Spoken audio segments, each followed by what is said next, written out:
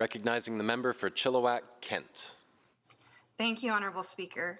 I'm grateful for the privilege of speaking from the traditional unceded territories of the Stalo people, and although I am so thankful for this opportunity to discuss accessibility, I do acknowledge that I'm doing so during a time of profound grief, which even despite the awareness of, or the importance of this topic, it doesn't eclipse the trauma currently being experienced across our province. As the member opposite has highlighted so well, accessibility is everyone's problem. This week, May 30th to June 5th, is National Accessibility Week. It is also British Columbia's 4th annual Accessibility Week.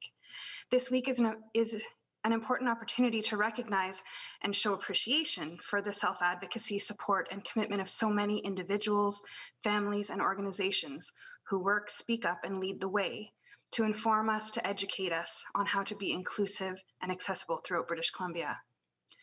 The British Columbia Aboriginal Network on Disability Society, or BCANS, is celebrating with National Indigenous Accessibility Week. They describe the importance of this week with the intersectional lens of indigeneity with the following. Honoring the rights of Indigenous peoples in Canada means honoring the rights of Indigenous peoples living with disability to be included and protected in our communities. And as they put it simply, if it's not accessible, then it's not acceptable. Societal and physical structures that interfere with accessibility are built on a history of norms, typical, average, and majority. Systems of attitudes, policies, environments that worked for most, or at least many, were good enough.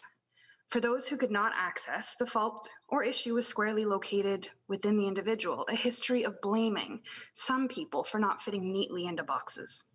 But we know it's not some people. In BC, over 900,000 people aged 15 and older, about a quarter of our population, identify as having a disability.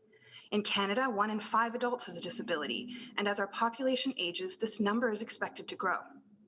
Accessibility is a social, family, and economic issue as well. 55% of Canadians have a connection to physical disability in their daily life, either personally or through someone they care about, impacting how people work, buy, access services, travel, spend time together, and participate in our community. We also know that issues of accessibility impact disproportionately across our community. When interacting with impairments related to pain, mobility, flexibility, learning disabilities, mental health, cognition, vision, hearing, or communication, we know that age, gender, and race, aspects of identity that also have an impact on access in society, can compound and further impact accessibility. Based on Statistics Canada in 2019, roughly 1 in 3 Métis and First Nations people living off reserve had 1 or more disabilities, compared to 1 in 5 for non-Indigenous Canadians. The prevalence of disability increases with age, and although disability can occur at any time of life, rates range from 13.4% in youth to 41.7% in seniors. Also, women have a higher prevalence of disability than men regardless of age, at 26.5%. Only by identifying, removing, and preventing barriers can we move forward together to an inclusive BC where everyone has access to fully participate. That's why I'm so excited about the Accessible British Columbia Act that was introduced on April 28th of this year. Once passed, this act will enable us to move ahead with establishing new accessibility standards in areas such as service delivery, education, and the built environment. If I might, if I might remind the member, we don't talk about legislation that's in front of the House. Acceptance speeches on that legislation, but thank you. Thank you.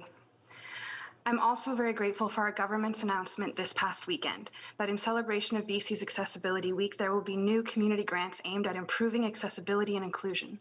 Through Disability Alliance BC, with their mission to support people with all disabilities to live with dignity, independence, and as equal and full participants in the community, $500,000 in grants will be distributed to support local accessibility projects focusing on accessible education and learning, sports and recreation, arts, culture and tourism, community participation, emergency planning and response, or accessible employment.